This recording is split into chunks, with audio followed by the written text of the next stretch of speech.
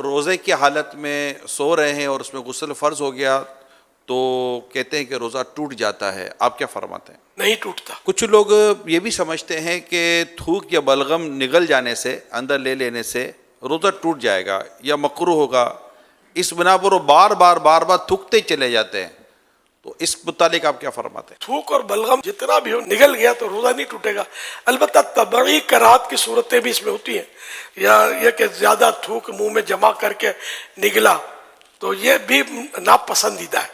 البتہ روزہ نہیں ٹوٹتا اس سے. یہ ارشاد فرمائی کہ یہ کہتے کہ رات میں اگر غسل فرض ہو جائے تو اب روزہ شروع ہونے کے بعد کلی یا ناک میں پانی افطار کے وقت اب ہی ڈالیں گے، اس سے پہلے نہیں ڈالیں گے. غسل تو کرنا ہے، چاہے وہ روزہ شروع ہو گیا ہے تو اس میں یہ کہ غرغرہ نہ کرے، مگر یہ کہ ہلکی جڑ تک احتیاط سے پانی تو پہنچانا ہوگا اس کو ہر جگہ پر، اور ناک میں بھی پانی تھوڑی احتیاط سے چڑھانا ہے کہ دماغ میں نہ چڑھ جائے.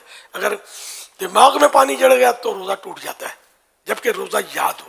اور یہ وضو میں بھی احتیاطیں کرنی ہے. کیا الٹی آنے سے روزہ ٹوٹ جاتا ہے؟ وامٹنگ الٹی خود بخود کتنی ہی آئے، چاہے بالٹی بھر جائے، روزہ نہیں ٹوٹتا.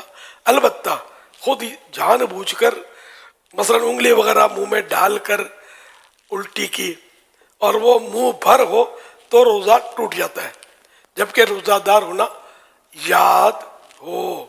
اچھا، منہ بھر کے معنی یہ ہوتے ہیں کہ جیسے اس کو تکلف کے بغیر روک نہ سکے، یوں کر کے روکا تو یہ تکلف ہو نا، رک گئی، ورنہ یہ پھاٹک کھلا رہتا تو در کر کے جا رہی تھی.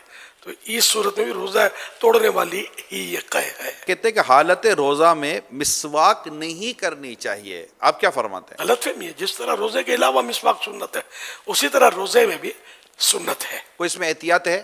احتیاطیں ہیں اس میں کہ بہتر یہ ہے کہ ایسی مسواک استعمال کی جائے جس کا ٹیسٹ اور ریشے، ٹیسٹ یا ریشے منہ میں نہ رہ جائے. اگر مسواک چبانے سے ریشے چھوٹے یا مزہ محسوس ہو تو ایسی مسواک روزے میں نہیں کرنا چاہیے. اگر روزہ یاد ہوتے ہوئے مسواک چباتے، دانت مانجتے، مسواک کرتے ہوئے اس کا ریشہ یا کوئی جز یعنی حصہ حلق سے نیچے اتر گیا اور اس کا مزہ حلق میں محسوس ہوا تو روزہ فاسد ہو یعنی ٹوٹ جائے گا. اور اگر اتنے سارے ریشے حلق سے نیچے اتر گئے جو ایک چنے کی مقدار کے برابر ہو تو اگرچہ حلق میں ذائقہ محسوس نہ ہو تب بھی روزہ ٹوٹ جائے گا.